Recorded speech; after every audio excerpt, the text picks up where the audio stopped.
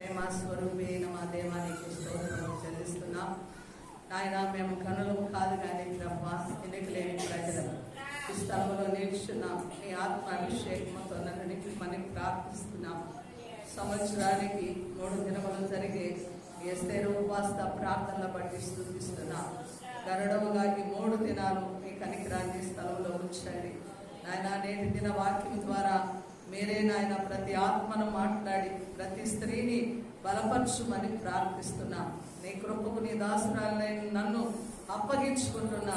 ఏ బలహీనత ఏ శోధన ఈ స్థలమందు లేకుండా దుష్టుని బంధించి నీ అద్భుత కార్యమును జరిగించి అనేకులు ఈ దిన వాక్యం నాకు నాయన దాసులై నిన్ను స్తుతించగలిగిన కృపను దయచేయి. ప్రతి ఒక్కరితో మాట్లాడు, ప్రతి ఒక్కరిని ఉజ్జీవపరచండి. ఈ సమయం సాతాను దొంగిలించకుండా నీ పరిశుద్ధాత్మ సన్నిధిని ఈ స్థలంలో ప్రతి ఒక్కరి మీద మీరు నింపుదురుగాక, ప్రతి ఒక్కరితో మీరు మాట్లాడుదురుగాక. నీ అభిషేకమును రెట్టింపు చేయమని యేసు నామములో ప్రార్థిస్తున్నాము తండ్రి, ఆమేన్. మనమందరం ఎందుకు కూడి ఉన్నాము? ఇక్కడ ఎందుకు కూడి ఉన్నాము? దేవుని నామమును బట్టి ప్రార్థించుటకు ఈ 3 దినాలు కూడా ఏ ప్రార్థనలండి? ఉపవాస ప్రార్థనలు. ఆమేన్, హల్లెలూయా. స్త్రీలందరూ కూడా ఉపవాసం ఉండి దేవుని స్థలంలోనికి వచ్చి మనం ఏం చేయబోతున్నాము? ప్రార్థిస్తున్నాము. ఇంతవరకు చాలా అంశాలు 11 గంటలకు స్టార్ట్ చేసిన అంశాలు సుమారుగా 1:30 పైన అంశములను ప్రార్థించాము. దేవునికి స్తోత్రములు కలుగును గాక.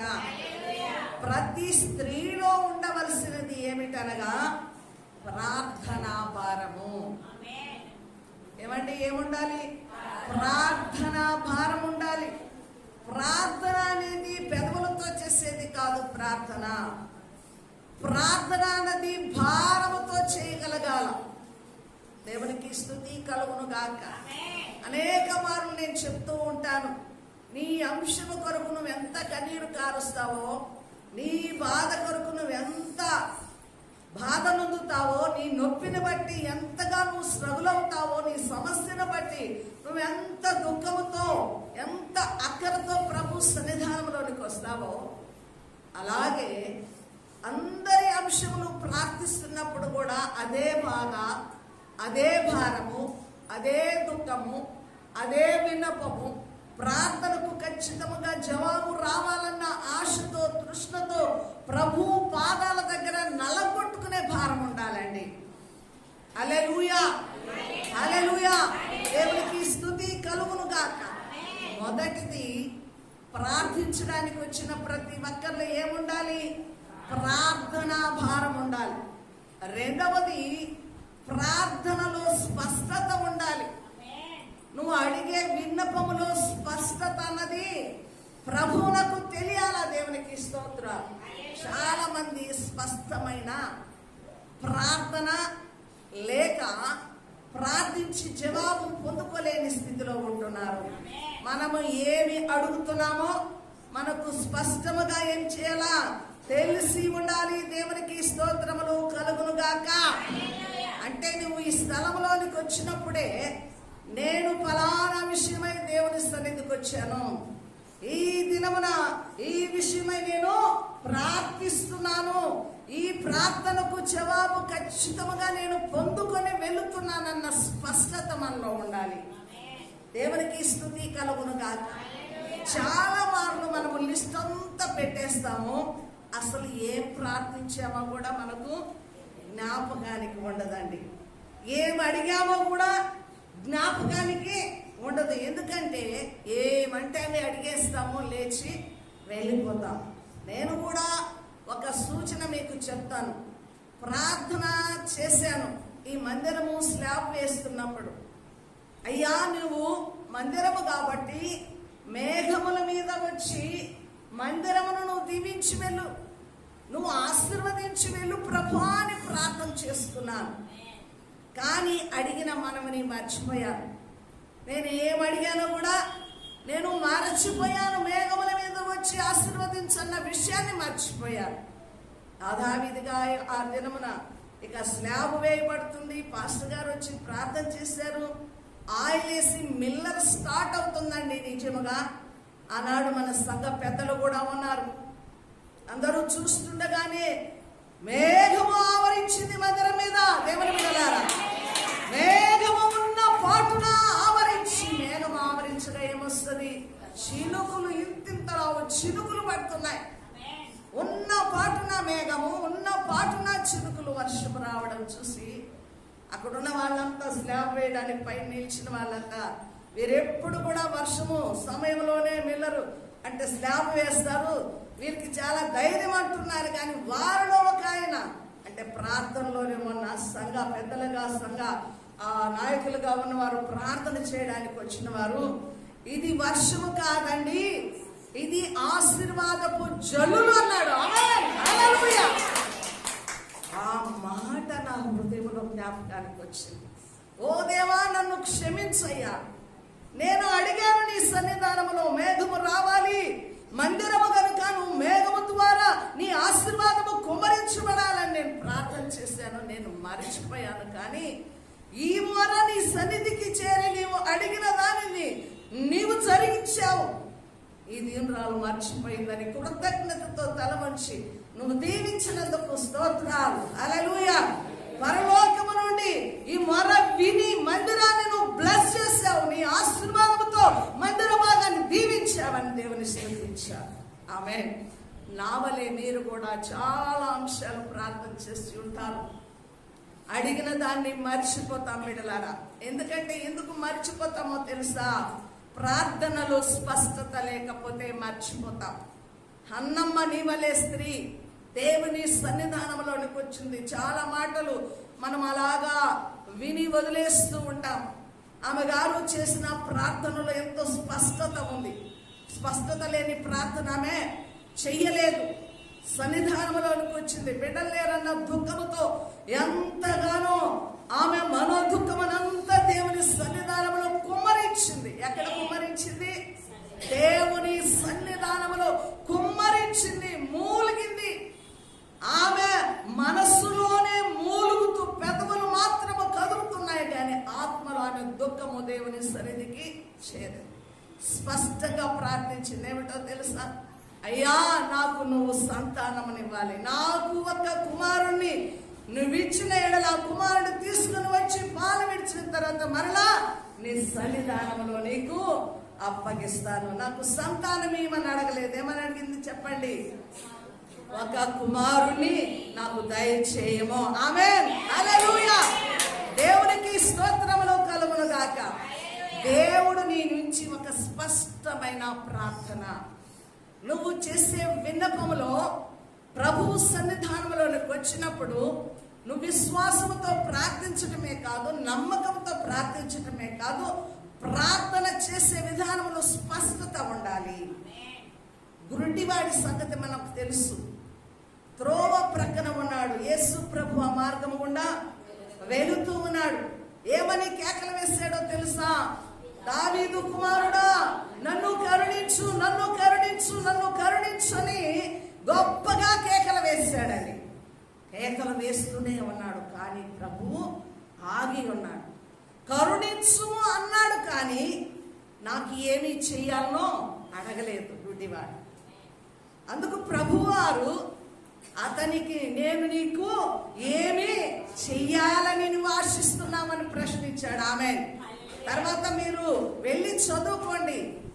దేవునికి స్తుతి కలుగును గాక. హల్లెలూయా! నేను నీకేమి చేయవలెను. కేకలు వినపడుతున్నాయి. దావీదు కుమారుడా, నన్ను కరుణించు, కరుణించు అంటున్నాడు. దేనికి కరుణించాలా? నీ అవసరత ఏంటి? నీ అక్కర ఏంటి? అసలు నీకు నేనేమి చెయ్యాలనో నువ్వు చెప్పాలి కదా. చెప్పకుండా కరుణించమంటే ప్రభువుకు తెలుసు అతడు గురుడివాడని, అతడు చూపు పొందగోరుచున్నాడని ప్రభువునకు తెలుసు. తెలిసిన ఆ వ్యక్తి హృదయంలో నుండి అతడు ఏమి పొందుకోవాలని ఆశిస్తున్నాడో తన హృదయంలో నుంచి ఆ మాట వినాలని ప్రభు కోరుచున్నాడు. ఆమేన్. హల్లెలూయా! ఇక్కడ ఈ గుంపులు అందరూ వస్తున్నారు. అవునయ్యా, ఆమేన్, అవునయ్యా, స్తోత్రం. దీవించు తండ్రి, దర్శించు తండ్రి అని అందరూ అరుస్తున్నారని నువ్వు అరుస్తే ప్రయోజనం లేదు. అందరూ ఏడుస్తున్నారని నువ్వు ఏడ్చినా ప్రయోజనం లేదు. నువ్వు ఏ అక్కరతో వచ్చావో నీకు తెలుసు. ఇక్కడ మాకు కూడా తెలియదు. కొన్ని చెప్పుకున్నవి ఉంటాయి, చెప్పుకోలేనివి ఉంటాయి, కొన్ని బహిర్గతము చేయలేనివి ఉంటాయి, కొన్ని రహస్యమైన అంశములు కూడా ఉంటాయి. మనలో ఎన్నో సంవత్సరాల నుంచి కుమిలిపోతున్న ఆ అంశాలు కూడా ఉంటాయి. అవన్నీ కూడా ఎవరికి చెప్పాలి? నీవు నీ సొంతగా నువ్వే ప్రభు దగ్గర ఆ విన్నపాన్ని నువ్వు అప్పగించాల. ప్రభువా, నేను ఈ దినమున ఈ అక్కరతో వచ్చున్నాను, ఈ సమస్యతో వచ్చాను, ఈ రోగముతో వచ్చాను, ఇదిగో ఇటువంటి కీడులో వచ్చాను. నాకు నువ్వు చేయవలసింది ఇది. ఈ సంవత్సరము నేను ఈ అవసరత నిమిత్తం ఈ స్థలంలోనికి వచ్చాను. ఈ సంవత్సరంలో నా అక్కరత తీరిపోవాలా, నా సమస్య తీరిపోవాలా, నేను అడిగిన దాన్ని పొందుకొని వెళ్ళాలి. దేవునికి స్తోత్రములు కలుగును గాక. అప్పుడు ఏమన్నాడు? గుడివాడు గమనించినట్లయితే, అయ్యా నేను చూపు పొందగోరుచున్నాను. ఆమేన్, హల్లెలూయా, హల్లెలూయా. ప్రశ్న, మన అంశము ప్రశ్నార్థకంగా ఉండకూడదు. మరలా మనము చేసిన ప్రార్థనకి దేవుడు ప్రశ్నించే విధముగా ప్రార్థన అంశం ఉండకూడదు. హల్లెలూయా. దేవుడు ఇక్కడ అతన్ని ప్రశ్నించాడు. అతని నుంచి జవాబు పొందుకున్న తర్వాత నీ విశ్వాసమే నిన్ను స్వస్థపరచును. ఆమేన్, హల్లెలూయా. అంటే మన హృదయంలో ఉన్న సమస్య, మనం ఏమైతే అడుగుతున్నామో అది స్పష్టంగా ప్రభువునకు చెప్పాలి. రెండవదిగా ఏముండాలి? చెప్పాలి. గురుడి వాడిని బట్టి ఏమన్నా, ఓ నేను స్వస్థపరుస్తున్నాను పోన్లే. ప్రభు వారు ఏమన్నాడో తెలుసా? నీ విశ్వాసమే నిన్ను స్వస్థపరచును. ఆమేన్. ఈరోజు ఎన్ని అంశాలు పెట్టినా, ఈ 3 దినాలు మనం ఎన్ని అంశాలు ప్రభు సన్నిధానంలో ప్రార్థన చేసినా ఏముండాలా? ప్రార్థించిన ప్రతి ఒక్కరిలో ఏముండాలండి? విశ్వాసం ఉండాలి. ఏ విశ్వాసం ఉండాలి? మేము అడుగుకున్నవి మేము పొందుకుంటాము. దేవునికి స్తుతి కలుగునుగాక. హల్లెలూయా. అందుకే అబ్రహాము గారి విషయంలో కూడా ఆదికాండము 15వ అధ్యాయంలో మొదటి వచనాలలో ఉంటుంది, అబ్రహామా, నేను నిన్ను హెచ్చిస్తున్నాను, నీ బహుమానము అధికముగా ఉండును. ఒక్కసారి మాటలు చదవండి అమ్మా. ఆదికాండము 15వ అధ్యాయము. యెహోవా వాక్యము అబ్రహామునకు దర్శనమందు వచ్చి, అబ్రహామా భయపడకము, నేను నీకు కేడెమును, నీ బహుమానమును అత్యధికమగునని చెప్పెను. దేవునికి స్తోత్రములు కలుగును గాక. హల్లెలూయా. విశ్వాసులకు తండ్రి అబ్రహాం గారు. దేవుడు దర్శనమందు ఏమంటున్నాడు? అబ్రహామా, నీవు భయపడకము, నేను నీకు కేడెము, నీ బహుమానము అత్యధికమగునని దేవుడు చెప్పినప్పుడు ఇక్కడ అబ్రహాం గారు ఏమంటున్నాడు? అయ్యా, నువ్వు దీవించినా సరే, నా బహుమానమును అధికము చేసినా సరే, నాకు ఏమి లేదు, సంతానము లేని వాడనై ఉన్నాను. ఆమేన్, హల్లెలూయా. అబ్రహాం గారు ఏమని చెప్తున్నాడు అక్కడ? తన యొక్క లోటు ఏమిటో దేవునికి తెలియజేస్తున్నాడు. ఆమేన్, హల్లెలూయా. నువ్వు ఏమి ఇచ్చినా, 2వ వచనం చదువుతాం, ప్రభు అయిన యెహోవా నాకేమి ఇచ్చిననేమి, నేను సంతానము లేని వాడనై పోవచ్చున్నానే. హల్లెలూయా. దేవునికి స్తోత్రములు కలుగును గాక. అంటే అబ్రహాముకు సంతానము లేనిది దేవునికి తెలియదా? స్నేహితుని వలె ఉన్నాడు, విశ్వాస వీరుడుగా ఉన్నాడు, దేవుని పిలుపులకు లోబడిన దాసుడుగా ఉన్నాడు. అయితే దేవునికి తెలియదా? నీ బహుమానము అధికమగున వెంటనే, అయా స్తోత్రము, నన్ను జ్ఞాపకం చేసుకున్నందుకు, నాకు కేడముగా ఉన్నందుకు, నన్ను ఇంకా హెచ్చిస్తున్నందుకు స్తోత్రమని దేవుని స్తుతించలేదు. ఏమంటున్నాడో తెలుసా? నువ్వెంత దీవించినా ఏమి, నాకు ఇక ఏమి ఇచ్చినా ఏమి, అయితే నేను సంతానము లేని వాడనై ఉన్నాను. ఆమేన్, హల్లెలూయా. అంటే అబ్రహాం గారు ఏమని చెప్తున్నాడండి? తన కొదువను తెలియజేస్తున్నాడు. దేవునికి స్తోత్రములు కలుగును గాక. దేవుని యొక్క గొప్ప మనసు ఏమిటో ఆలోచించారు ఎప్పుడైనా కానీ? ప్రభువుకు మన సమస్య తెలుసు, మన అక్కర తెలుసు, మన దిగులు, మన బాధ తెలుసు, ఏ కష్టంలో ఉన్నామో తెలుసు. అయితే ప్రభు ఆశించేది ఏమిటి? మన నోట నుండి మన అక్కర కొలది మనము ప్రభువును వేడుకొనాలని దేవుని యొక్క ఆశ. ఆమేన్, హల్లెలూయా. ఈరోజు గమనించండి, దేవుని సన్నిధానంలో నువ్వు స్పష్టంగా నీకు ఏ అక్కర ఉన్నదో, ఏ లోటు ఉన్నదో, ఏ సమస్య ఉందో నువ్వు చెప్పుకోవడము దేవుడు వినగోరుచున్నాడు. దేవునికి స్తోత్రములు కలుగునుగాక. హల్లెలూయా. అంటే మనం ఇక్కడ గమనించినట్లయితే ప్రార్థన యొక్క స్పష్టత ఎలాగుండాలనో మనము తెలుసుకున్నాం. అయితే ఈ 3 దినాలు ప్రార్థిస్తుండగా ప్రార్థన చేసిన దానికి జవాబు వస్తుందని మనం ఎలాగ నమ్ముతామండి? దేన్ని ఆధారం చేసుకుంటాం చెప్పండి? ప్రార్థన చేస్తున్నాము, ఈ ప్రార్థనకు జవాబు వస్తుంది అని దేన్ని ఆధారం చేసుకుంటున్నాము? ఎవరైనా చెప్పచ్చు, దేనిని ఆధారం చేసుకుని మనం ప్రార్థిస్తున్నాము? విశ్వాసము, ఇంకా నమ్మకము, ఇంకా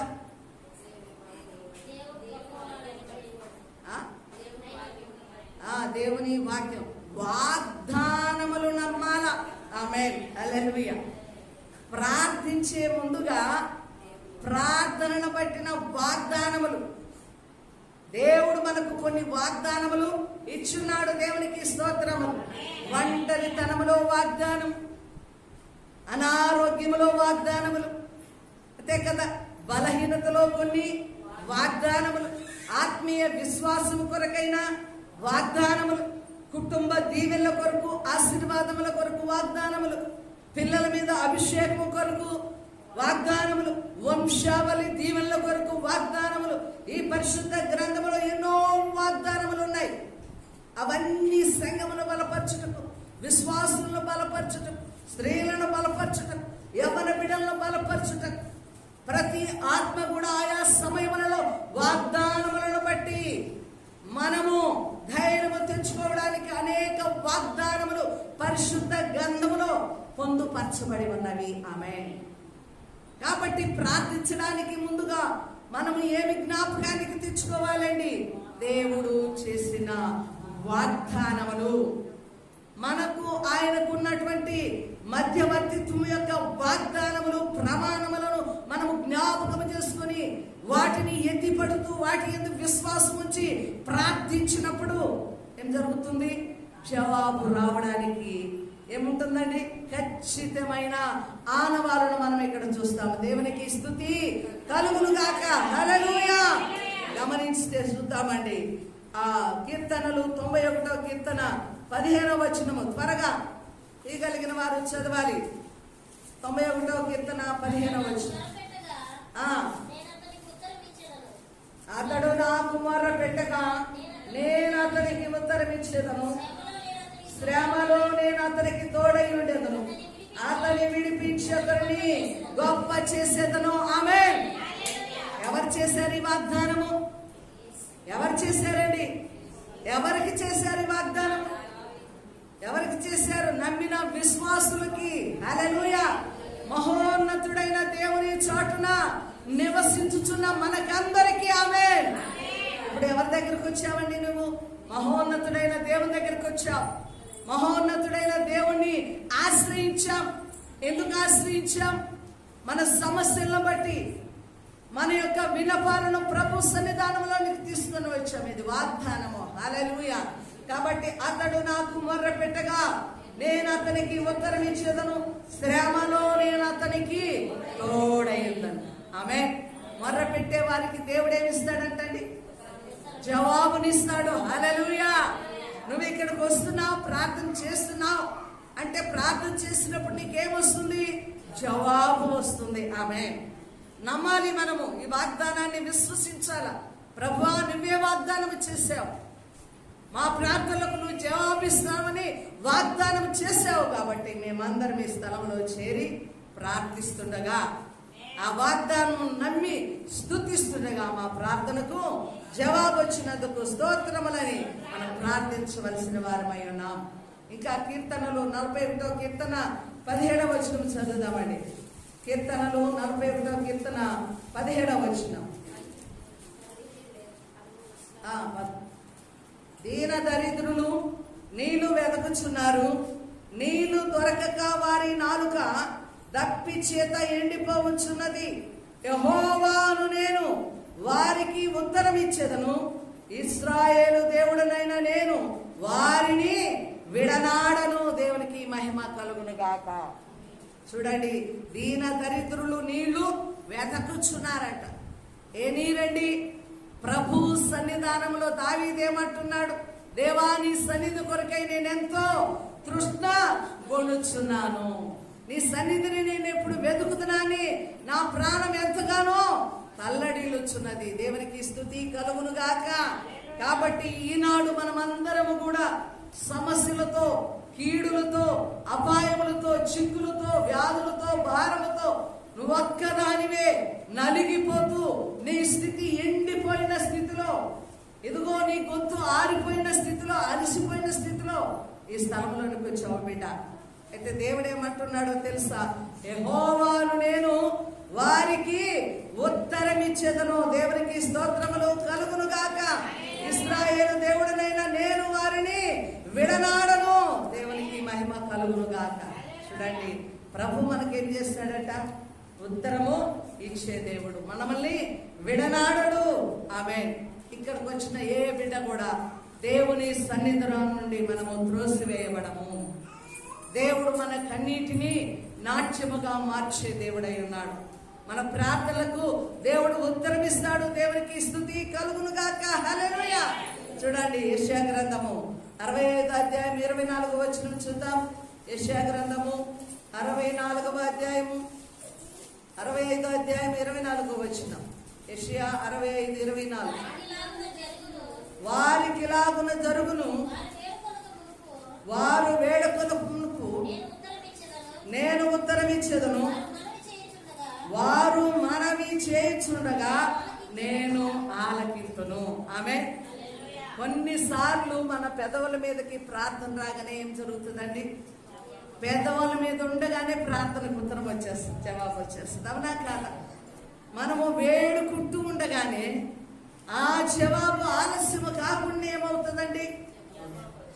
వారు మనవ చేయగా వారి మనవని నేను ఆలకింతును.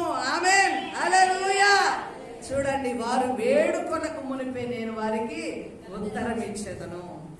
అంటే ప్రభు సన్నిధానంలోనికి నువ్వెంత ఆశతో వస్తున్నావో దేవుడు నిన్ను ఇంటి దగ్గరనే ఏం చేయాలా?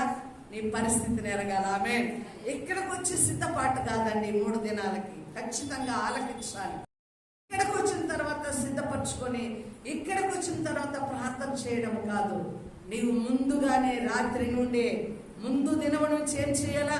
దేవా నా అక్కర్ని తీసుకుని సన్నిధానంలోనికి నేను వస్తున్నాను. ప్రభా నా మనవులు, వచ్చే బిడ్డలందరి మనవులు మేము వేడుకొనకు మునిపే నీ సన్నిధానంలో అక్కర్లన్నీ తీర్చు ప్రభు అని మనం ప్రార్థించగలగాల. ఇవన్నీ కూడా వాగ్దానాలు. స్తుతి కలుగునుగా. దేనిని బట్టి మనం ప్రార్థన చేస్తామని అనగా ఒక్కరి నోట కూడా వాగ్దానములను బట్టి మనము విశ్వసించి ప్రార్థన చేస్తున్నామన్న ఆనవాలు ఆలోచన రాలేదంటే వాగ్దానములను మనం ఎంత తేలిగ్గా తీసివేస్తున్నామో, వాటిని ఎంతగా మన హృదయాలలో భద్రపరచుకోలేని దీన స్థితిలో ఉన్నామో జ్ఞాపకం చేసుకోవాలి. ఆమేన్. ప్రభు నమ్మదగిన వాడు, ఆయన విడనాడడు. ఆమేన్. ప్రార్థించు వారికి ఆయన సమీపముగా ఉండే దేవుడు. నిత్యముగా మొర్రపెట్టే వారికి సమీపముగా ఉండి ఉత్తరం ఇచ్చే దేవుడు. దేవునికి స్తోత్రాలు. ఈ 3 దినాల ప్రార్థన ద్వారా గొప్ప ఉచివాన్ని మనం చూడగలగాల. దేవునికి స్తుతి కలుగులుగాక. హల్లెలూయా. కాబట్టి ప్రభు వాగ్దానం ఏమిటో తెలుసా? ఇంకొకటి లోకాసు వార్త 11వ అధ్యాయంలో ఉంటుంది. అడుగుడి మీకు ఇవ్వబడును, వెదకుడి మీకు దొరకబడును, తట్టుడి మీకు. ఏం తట్టాలి? మనం ఏమి తట్టాలి? అడుగుతున్నాము. ఇక్కడ తట్టాలి. ఏం తడుతున్నాం? ఈ ప్రార్థన పరలోకపు ద్వారాలను తట్టుతుందండి ఆమె. హల్లెలూయా. మనం ఇక్కడ ప్రార్థన చేయాలంటే, ఈ ప్రార్థనకు జవాబు రావాలంటే ఎక్కడ తెరవబడాలా? పరలోకపు వాకిళ్ళు తెరవబడాలా. ఆమేన్. హల్లెలూయా. పరలోక ద్వారాలు తెరవబడి మనకు ఆశీర్వాదము గాని, ఉత్తరము గాని, జవాబు గాని ప్రతిదీ మనము పొందుకోవడానికి ప్రార్థన అనగా ఏమిటో తెలుసా? పరలోకపు ద్వారాలను మనము తట్టుచూ ఉన్నాం. ఆమేన్. ప్రభువా ప్రభువా ప్రభువా, ఈ దీనుల ప్రార్థన ఆలకించున్నప్పుడు ప్రభు తన ద్వారము తెరిచి మనల్ని ఆశీర్వదించే దేవుడు. మన ప్రార్థనలు దేవుడు ఆలకించే దేవుడు అయి ఉన్నాడు. దేవునికి స్తుతి కలుగును గాక. హల్లెలూయా. కాబట్టి అడగాల, నువ్వు నోరు తెరిచి అడగాల. ఇక్కడికి వచ్చి కూర్చొని నిద్రపోవడానికి కాదు. నువ్వెంతగా దేవుని కోసం అనుకుంటావో అంతగా నీ ప్రార్థనలకు జవాబు వస్తుంది. దేవునికి స్తుతి కలుగును గాక. హల్లెలూయా. ఇంకా మనము గమనిస్తే జకర్యా గ్రంథము 13వ అధ్యాయం 9వ వచనము, వారు నా నామమున మొర్రపెట్టగా నేను వారికి ఉత్తరం ఇచ్చేదను. ఎవరి నామమున మొర్రపెట్టాలండి? మనము యేసు నామమున మొర్రపెట్టాలి. దేవునికి స్తోత్రములు కలుగునుగా. ఆయన నామములో మనం ఏమి అడిగినా ప్రభువారు మనకు చేటకు ఇష్టపడి ఉన్నాడు. దేవునికి స్తోత్రములు. హల్లెలూయా. క్రీస్తు నామములోనే మనం ప్రార్థన చేయాలి. వేరే నామములో చేసే ప్రార్థనలు పరలోకానికి చేరవు. అది దేవుని యొక్క ఆజ్ఞ. ఎవరి నామములో ప్రార్థన చేయాలి? యేసు నామములో. అందుకే మనం ఎన్ని అంశములు చేసినా చివరిలో ముగింపులు ఏమని చేస్తాము? ప్రభు అయిన యేసు నామమున ప్రార్థించి వేడుకొనుస్తున్నాము తండ్రి. ఆమేన్. తండ్రికి యేసు నామమును బట్టి ప్రార్థన చేయాలి. యేసు నామములో ప్రార్థన చేసినప్పుడు ఆయన నామములో అడిగినవన్నీ మనము పొందుకుంటాం. దేవునికి స్తుతులు కలుగును గాక. కాబట్టి ఈ మొదటి సెక్షన్ లో ప్రభు వారు మనల్ని ఈ రీతిగా బలపరుచున్నాడు. దేవునికి స్తుతి కలుగును గాక. హల్లెలూయా. నా నామమున నన్ను ఏమడిగినా మీకు ఇస్తాను, మీకు చేతులు. అయితే నాలో మీరు, మీలో నేను. హల్లెలూయా. దేవునికి స్తోత్రములు కలుగునుగా. ఆయనలో మనము నిలిచి ఉండి ఏం చేయాలా? ప్రార్థించాలంటే, జవాబు రావాలంటే చెప్పండి, ప్రభువులో మనము నిలిచి ఉండాలి. ఆమేన్. హల్లెలూయా. ప్రభువు వాక్యమునందు నిలిచినప్పుడు, ఆయనలో మనలో ఉన్నప్పుడు మనము ఏమి అడిగినా అంటే ఇరువురము ఏకమైపోవాలి. ప్రార్థించేవారు ఎప్పుడు కూడా లోక సంబంధాలు ఉంటే ప్రార్థనకు జవాబులు పొందుకోలేము, రావు. ప్రార్థించేవారందరూ కూడా ఎవరితో ఏకమై ఉండాలా? దేవునితో ఏకమై ఉన్నామంటే పరలోకముతో ఏకమై ఉన్నాం, పరలోక సంబంధమై ఉన్నాం. మన ప్రార్థనకు జవాబు రావాలనగా మనము ప్రభు ఇరువురం కూడా ఏకమై ఉండాలా. దేవునికి స్తోత్రములు కలుగునుగా. కాబట్టి ప్రార్థించే వారికి ఏముండాలా? భారము ఉండాలా. రెండవదిగా ప్రార్థన విన్నపాలలో ఏముండాలండి? స్పష్టత ఉండాలి. నువ్వేం అడుగుతున్నావో అది ఖచ్చితంగా ప్రభువుని అడగవలసిన వారమై ఉన్నాం. మూడవదిగా వాగ్దానములను నమ్మి వాగ్దానములు ఎత్తి పట్టుచు వాటిని జ్ఞాపకము చేసుకొనొచ్చు ప్రార్థించగలగాల. దేవునికి స్తోత్రాలు. హల్లెలూయా. అయ్యా, నువ్వు నమ్మదగిన దేవుడు, నువ్వు విడవనాడని దేవుడు, శ్రమలో మాకు తోడుగా ఉండి నాకు మొర్ర పెట్టు అన్నావు, నేను నీకు ఉత్తరం ఇస్తానన్నావు. ఆమేన్. తన ప్రజలు ఆయన సన్నిధానంలో తమను తాము తగ్గించుకొని వారి చెడు నడతను విడిచిపెట్టి వారు ప్రార్థించగా ఏం చేస్తాడంట? వారి మొరను నేను ఆలకిస్తాను, వారి దేశమును నేను స్వస్థపరుస్తాను. ఏ కీడు, ఏ రోగం, ఏ తెగులు వారి మీదకి రానివ్వను, వారి దేశం మీదకి రానివ్వను. ఆమె సంఘము చేయవలసిన పని ఏమిటో తెలుసా? ప్రార్థన. ఏ స్థలములో అయితే ప్రార్థన అధికముగా ఉండనో ఆ స్థలంలో అద్భుత కార్యాలను చూడగలం, ఉజ్జీవకరమైన సంఘముగా చూడగలము. ఆమేన్. ప్రాముఖ్యంగా ఎవరిలో ప్రార్థన ఉండాలి? స్త్రీలలో ప్రార్థన అధికముగా ఉండాలి. హల్లెలూయా. ప్రతి స్త్రీ ప్రార్థించాలండి. ప్రార్థన చేసే స్త్రీ కుటుంబము ఆశీర్వదించబడుతుంది. ప్రార్థన చేసే స్త్రీ కుటుంబము చుట్టూ ప్రార్థన ప్రాకారముగా కట్టబడింది. హల్లెలూయా. ప్రార్థించే స్త్రీ తన కుటుంబాన్ని కట్టుకుంటుంది. ప్రార్థించే స్త్రీ పరలోక సంబంధముగా తన కుటుంబాన్ని నిలుపుకుంటుంది. ప్రార్థించే స్త్రీ పరిచర్య చేయగలుగుతుంది. ప్రార్థించే స్త్రీ సువార్థికురాలు అవుతుంది. ప్రార్థించే స్త్రీ దేశాన్ని కాల్చుకుంటుంది. ప్రార్థించే స్త్రీ తన గృహాన్ని, తన పట్టణాన్ని కాల్చుకుంటుంది. ప్రార్థనకి శక్తి ఉంది. హల్లెలూయా. నీ కుటుంబము, నీ పిల్లలు, నీ భర్త, నీ ఇంటి వారందరూ దీవించబడాలంటే మొట్టమొదటిగా చేయవలసింది ఏమిటో తెలుసా? విశ్వాసిలో ప్రార్థన మెట్టు ఉండాలి. ప్రార్థన మెట్టు ఎక్కాలి. ప్రార్థించే శక్తి పొందుకోవాలి. ప్రార్థన వరమును అడగాలి. ప్రార్థన వరము లోకాన్ని జయింపచేస్తుంది. ప్రార్థన వరము ఇతరులకు ఆశీర్వాదము. ఆమేన్. లోకానికే ఆశీర్వాదము, దేవునికి ఒక స్త్రీలో ప్రార్థన శక్తి ఉంటే ఆ స్థలమున దేశాన్నంతా కదిలించగలిగిన గొప్ప ధైర్యం ఆ స్త్రీలో ఉంటుంది. ఆమేన్. హల్లెలూయా. హల్లెలూయా. కాబట్టి స్త్రీలైన ప్రతి ఒక్కరు కూడా మీలో నింపుకోవాల్సింది ఏమిటో తెలుసా? చెప్పండి, నోరు తెరవండి. ప్రార్థన. ప్రార్థన. చాలా మందికి ప్రార్థన చేయాలంటే భయం. కొండలు పెట్టినంత భయం, ఏదో బరువు మోపిస్తున్నంత భయం. ప్రార్థనా సమయానికి కొంతమంది మందిరంలో ఉండరు, బయటకు వెళ్ళిపోతారు. మాకు ప్రార్థన ఇస్తారేమో పాస్టర్ గారు, పాస్టమ్మ గారు.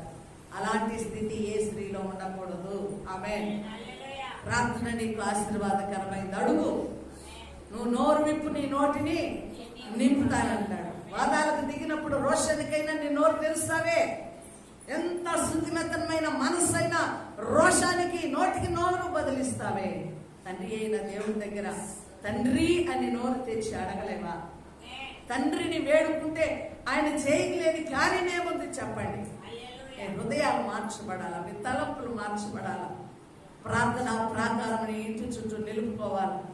ఒక స్త్రీ తన కుటుంబాన్ని కట్టుకుంటే పిల్లల తరాల వరకు ఆ కుటుంబం దీవించబడుతుంది. పిల్లలు. ఆమేన్. హల్లెలూయా. నాలో ఉన్న ఆశ ఏమిటో తెలుసా? ఈ ప్రార్థనల ద్వారా గొప్ప ఉద్యమం రగలాలి.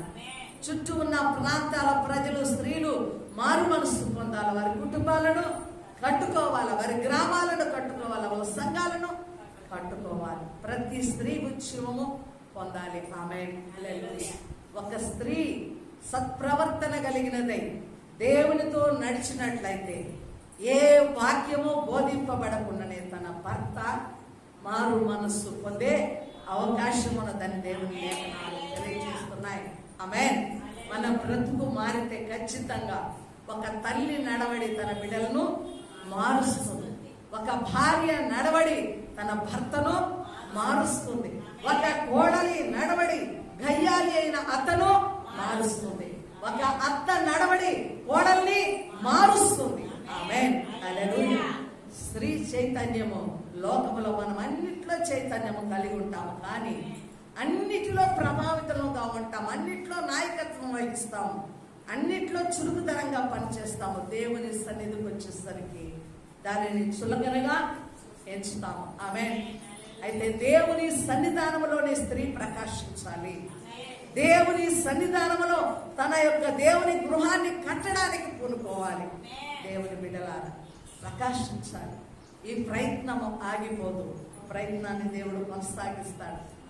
ఈ ప్రయత్నంలో అనేక మంది తల్లులు, యవన బిడ్డలు, స్త్రీలు, వృద్ధులు బలపరచబడి గొప్ప ప్రార్థన ఉద్యమం రగలాలి. మీరు అంశాలు ఇచ్చేటప్పుడు ఎంతో భారంతో కన్నీరు కారుస్తూ మీ హృదయాలు నలగొట్టుకున్నప్పుడు ప్రభు మన సమీపంలోనికి వస్తాడు. ఏదో పై మాటలతో మనము నామకార్థ భక్తితో ఆచార క్రమంతో ప్రార్థన చేసే ప్రార్థనకి ప్రాసెస్ అంతా అవసరం లేదండి. మన హృదయాలు మూలుగాల. దేశం ఎంతో భయంకరమైన స్థితిలో ఉంది. యవన బిడ్డలు ఎంతగానో చెడిపోతున్నారు. సంఘాలు ఎంతగానో ఆత్మీయ స్థితిలో దిగజారులేకి వెళ్ళిపోతున్నాయి. కుటుంబాలు ఎంతో వ్యభిచార తీవ్రతలోనికి, అనేక వ్యామోహాల్లోనికి చిక్కుబడి ఉన్నారు. ఇవంతా ఉచితకరంగా రావాలంటే ఒకరినొకరము పురుకొల్పుకొని కర్ర మండితే ఏమవుతుంది? గొప్ప మంట అవుతుంది. ఆ మంటలో ఏది నిలవలేదు, ప్రతిదీ అగ్నితో కాల్చబడుతుంది. దేవుని బిడ్డలారా, ఈ 3 దినాలు మీరందరూ దేవుని సన్నిధానంలో ప్రకాశించాలని గొప్ప ఆశ. ప్రార్థనా శక్తి రావాలి, ప్రార్థనా మంట రగలాలి. మనమందరము ప్రార్థించగా దైవ బలం ఈ స్థలమంతా నింపుకోవాలి. ఎంతో దూరం నుంచి సేవకురాలు వస్తున్నారు. ఇంకా ఈ 2 దినాలు కూడా సేవకురాలు హాజరవుతారు. 2 సెక్షన్లు ఎందుకు పెట్టానో తెలుసా? వాక్యము పుష్కలంగా ఏ సేవకురాలి నోట ఏది అందించబడుతుందో మనకు తెలియదు. కాబట్టి ఎప్పుడు తొందరపాటే, ఎప్పుడు వెళ్ళాలా. మధ్యాహ్నం నుంచి మనము వెళ్ళి చేసేది ఏమీ లేదు. ఈ 3 దినాలు దేవుని సన్నిధిలో నిలవబడండి. నేను ప్రతిసారి చెప్తాను, ఈ 3 దినాలు మనకు ఒక గొప్ప పండుగగా కావాలి. ఒక గొప్ప పండుగగా మనం ఎంతో ఆనందంతో స్తుతిస్తూ దేవుని సన్నిధానంలో విజ్ఞాపనలకు ఫలాన్ని పొందుకోవాలి. అంత ఆశతో, ఆసక్తితో, అంత సిద్ధపాటుతో ముందు దినాలలోనే మనము సిద్ధపడి ప్రభు సన్నిధికి రావాలి. అనేక మందిని కూడా మనము నడిపించగలగాల. దేవునికి స్తుతి కలుగును గాక. తరల వంచి ప్రార్థన చేసుకుందాం, మోకరిద్దాం. ఈ సెక్షన్ ఇంకా ముగించబడుతుంది. ప్రభు సన్నిధానంలో అందరూ మోకరించగలిగిన వారందరూ మోకరించండి. అందరూ మోకరించండి, మోకరించండి. ప్రభు మా విన్నపాలు ఆలకించావు దేవా. అయా స్తోత్రాలు.